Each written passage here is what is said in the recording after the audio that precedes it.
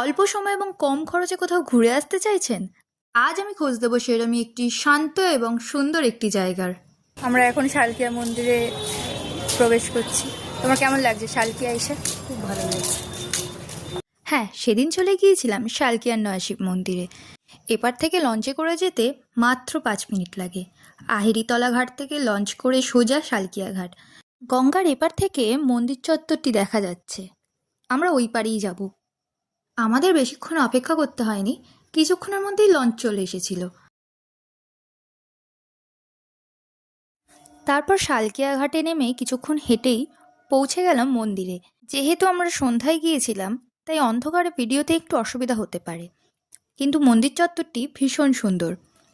মন্দিরে প্রবেশ করলে বাঁ হাতেই দেখবেন এই বুক স্টলটি। তারপর চলে গেলাম মূল মন্দিরে। মন্দিরে প্রবেশ করতেই একটা শান্তির অনুভূতি হচ্ছিল।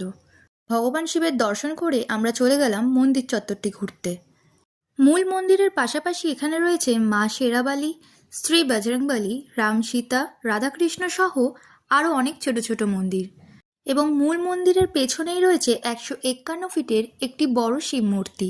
এখানে আপনারা মহাদেবের 12টি ধামেরও দর্শন পাবেন। আমার মনে হয় যে সন্ধ্যাবেলায় ভালো লাগে, কিন্তু সকালবেলা আসলে এখানে দর্শন আরও ভালোভাবে করা যায়। মন্দিরটি খোলা থাকে প্রতিদিন সকাল 6টা থেকে 12টা পর্যন্ত এবং বিকেল 4টে থেকে রাত 9টা অবধি। এখানে এলে বুঝতে পারবেন কিছু ছোটোখাটো ঘোরাতেও মন ভালো হয়ে যায়। খুব বেশি সময় লাগে না, খরচও প্রায় নেই। তবুও জায়গাটা যে কত শান্ত সেটা নিজের চোখে না দেখলে বুঝতেই পারতাম না। কলকাতার এত কাছে থেকেও এমন একটা নিরিবিলি পরিবেশ পাওয়া, সত্যি কথা বলতে কি, মনটা অনেক হালকা করে দেয়।